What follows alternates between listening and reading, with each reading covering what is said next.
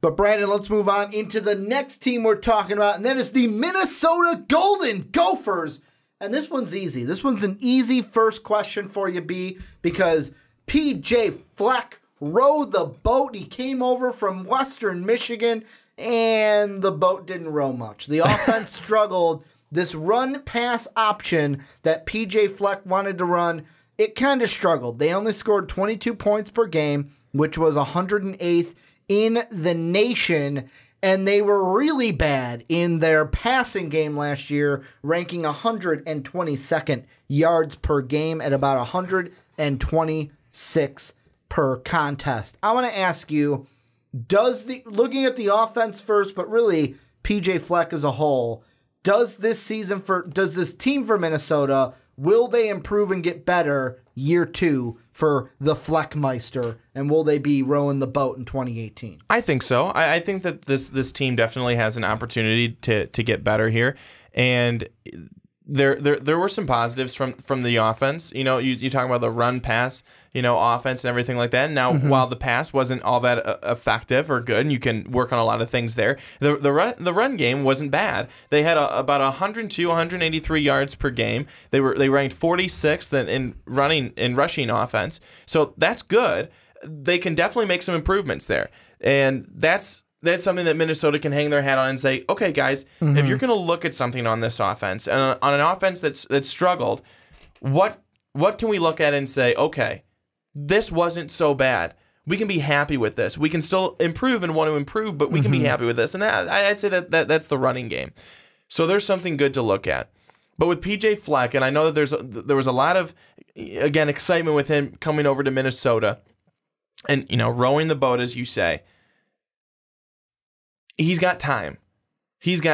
And I know that people will say, well, Brandon, what about Lovie Smith? Doesn't he have time? Lovie Smith is a different story, and we already talked about him. But going 5-7, you got 2 wins in conference. No, that's not good. But 5-7, this team had to take some steps back. They had to take some steps back, and a lot of times to move forward, that's exactly what you have to do. So PJ Fleck is a young guy. He's a creative mind, and I think Minnesota can feel confident with him at the helm moving forward. And you'd like to believe that they might be able to take a step forward in this next season under him. Well, I'll tell you, Minnesota fans are probably hoping that they're going to take a step forward this season in the football ranks, because this was a team that was an 8-win team just 2 seasons ago. Like before PJ Fleck came in, before they moved on from Tracy Claeys, this was an 8-win team. And the thing that I get back to is you kind of bring up the Lovie Smith thing. Like, oh, well, he doesn't have time, but PJ Fleck does. Yeah, it's only his second year. But there was so much hype for PJ Fleck coming in, especially after how well he did at Western Michigan. Of course, he had Corey Davis, and when you got a first-round draft pick as your wide receiver, that's going to help. But the question I have for this offense is, I'll give you a good, and then I'll give you my question. The good is that they got Rodney Smith, the senior at running back. He's a guy that's going to have over 1,000 all-purpose yards, maybe even 1,500 all-purpose yards this year. He'll probably break the school record because he was close last year. My question, though, is at quarterback, because when this team entered spring ball, they had 2 guys. They had a transfer student in Vic Viramontes, and then they had a redshirt freshman in Tanner Morgan. Neither of these guys have thrown, or had thrown, I should say, an FBS pass.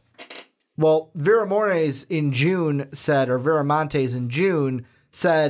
going to go to junior. I'm going back to junior college. So Tanner Morgan is the likely starter for this Golden Gopher team. That is my question of, now we talked about an experience with the Illini. Yes, Morgan was with the team last year. He was a redshirt freshman this year. However, I wouldn't be too confident throwing out a redshirt freshman into games, especially with some of the teams that you might have to see this year. Like Penn State's going to be a tough one. Nebraska's going to be a tough one. Wisconsin, or pardon me, I'm looking at an old schedule. Let me pull it up. Oh, even worse. You get Wisconsin, Northwestern, and Purdue. Luckily, they're all at the end of the year. But is that lucky? They're at the end and not the beginning.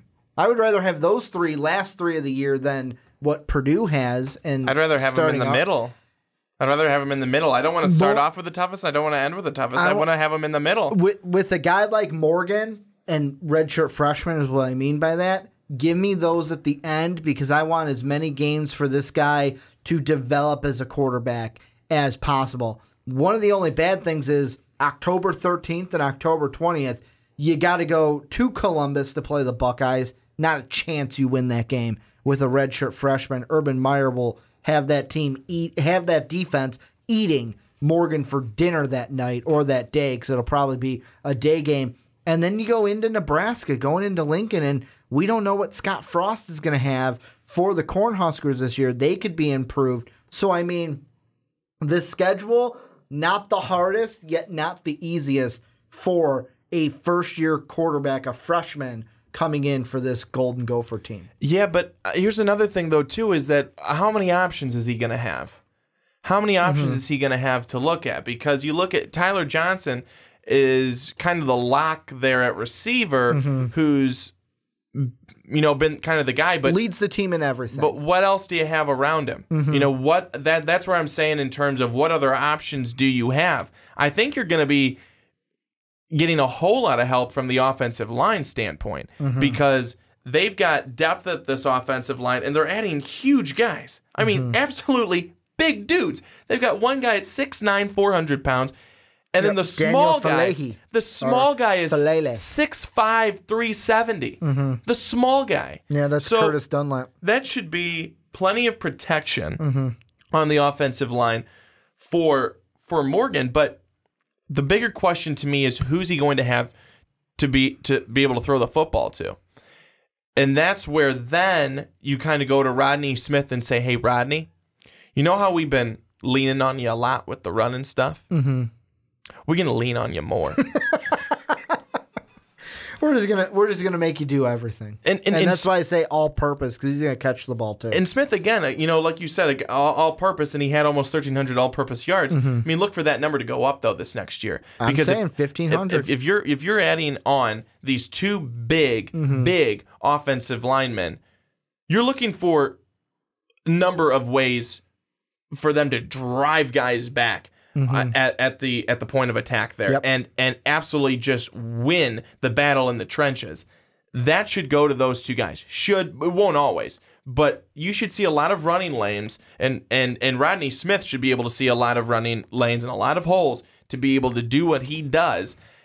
And they're gonna have to get him, like you alluded to earlier, they're gonna have to get him a whole lot more involved from the passing game. We may see even above 1,500 yards this year from him if he stays healthy. Again, it's all about staying healthy too. Now, the thing that Minnesota fans are going to bring up is so they finished 5-7 last year, but there's really two games. Maryland last year, well, three games I'll say. Maryland, Michigan State, and Iowa last year all could have gone the other way. They win those three games, they're an 8-win team. You got Maryland where they only lost by a touchdown, 31-24. You've got Michigan State, who they only lost to by a field goal. And then you got Iowa, another touchdown game, 17-10. And I'm on the side of doesn't matter you lost, but I will throw it out there that, you flip those tougher games and you're an 8-win team. And then we're not having this conversation because it's like, oh, this was an 8-win team in 2016. They're an 8-win team in 2017. But I look at the schedule this year because the defense, to me, the defense is going to be fine for this team. This defense was good last year. They are returning guys like Coughlin at the defensive end, like Barber at linebacker, like Winfield Jr. at safety. This defense was good last year. They could get better this year. They are going to be fine. To me, the true question is the offense and how they do with a freshman quarterback, a redshirt freshman, but still a freshman quarterback behind center and running that offense. But then I look at the schedule and really it's to me, the big question is they should go 3-0 in the non-conference. I don't see any of the first 3 non-conference games that should give them any trouble. Maybe Miami of Ohio, but not really. Then it's how do you do? Can you beat Maryland this year, who you lost to last year? Can you beat Iowa? Because I expect Iowa to be better than they were last year, because the Iowa team last year was not the same Iowa team that we're used to seeing. How do you do it on the road against Ohio State and against Nebraska? Then you got 2 games. Indiana will be tough. Illinois should be an easy win in Champaign. Then, all right, murderous road, top 3 of your division. How do you do against Purdue and Northwestern? Thank God you got those at home. And then in Madison to close the year against Wisconsin. I think Minnesota, as at a best case scenario, could win 6 games this season. Okay. And that would be the first 3 games of the season. Actually, with the could, I think they should win those first 3 games. That's what I'm saying. I'm saying that you should win the first 3, but it may not happen, and possibly could win the first 4 with Iowa. Yeah. Well, and again, with Iowa or with Maryland? No, with Iowa. Okay. Excuse me. I was missing New Mexico State. The schedule wasn't all the way at the top, so my fault. So you win the first 3 for sure. Mm-hmm. Maryland on the road could win that 1. Iowa could win that 1. So there's 5 maybe. And then Illinois, and that's it. I'm going to go 4. I'm going to go 4 or 5. And the thing that I'm looking at is the first 4. The first 4 are the first 3 you'll win. Illinois you'll win. That's your first sure 4s. Non-conference and Illinois. Then the question is Maryland to me. Maryland and Iowa. I don't think you get both of them. I think you could get one of them. And that's where the 5 comes in.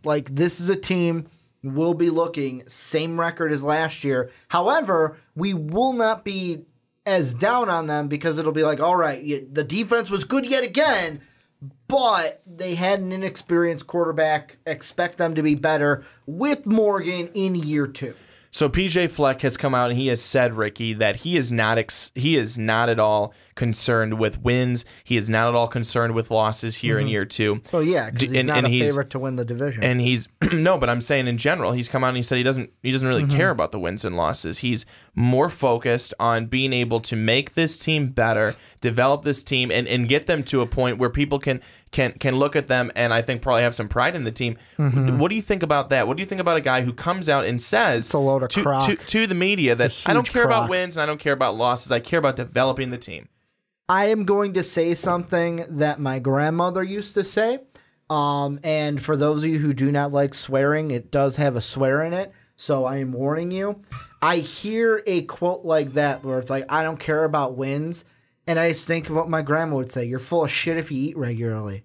To me, it should, because you want to know who cares about wins? Fans and the board. Fans and the AD. Fans and who is going to fire you if you don't win those games. So, that's what I hate. Coaches that come out and say that. Again. Exactly. And also we've seen in other situations where ADs have been pressured by the board to fire because, hey, we're giving this school money. Why are we not putting a good product out there? What is this guy doing out there? And the funny thing is, this is more of an NFL side of it, but I'm going to bring it up anyways.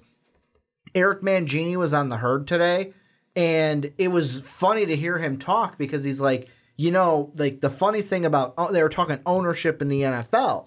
And he goes, the funny thing is, he's when I was at the Jets, or it could have been with the Browns, one of the two, he goes, we had a game where I'm getting the game plan together. I go and meet with ownership, and they go, yeah, you know what? We really want to throw the ball more against this team. And he goes, are you sure? Because this team's the 30th run defense in the league. They go, no. We want to run the ball more.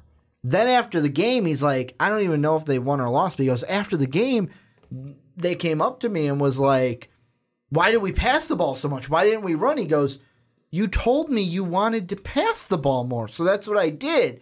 So, there's that too in college where if a board is hey, they pressure the AD, it all comes down in the ends to wins and losses. Now, do I expect coaches to go, yeah, I look at the schedule and think, oh, we got to win this game, got to win that game? No, that's for us to do. That's for us idiots to do with the microphones. But I hear that. I hear coaches say that, and I just say, it's a crock, because of course you care about winning games, because that's how you keep your job in the end. How many coaches has it been like, well, Bill, you haven't won a game in 8 years, but we just love having you around, man.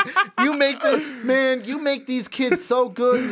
They really love you. So, I mean, I know we haven't won a game in 8 years, but, you're a good guy. We're going to keep. No, he'd be gone after 3 years. So, I mean, yeah, I get a little ranty with that. It's no way to talk about Kansas's head coach.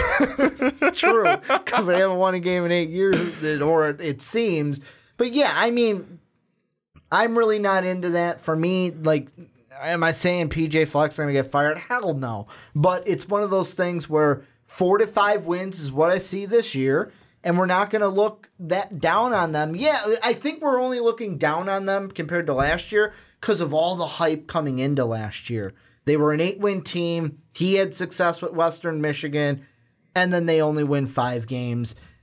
I see 4 or 5 again, but at the same time, like I said, their quarterback is inexperienced, and I'm not expecting a lot out of him. That Nebraska game could flip, but I really see the wins coming. If they do win 6, it comes from the first 5 in Illinois. What are your final thoughts before we move on into the next team for our preview? I think if Minnesota and PJ Fleck, if they can develop some good pieces on offense outside of the ones that we already mentioned, then we could see this offense get better.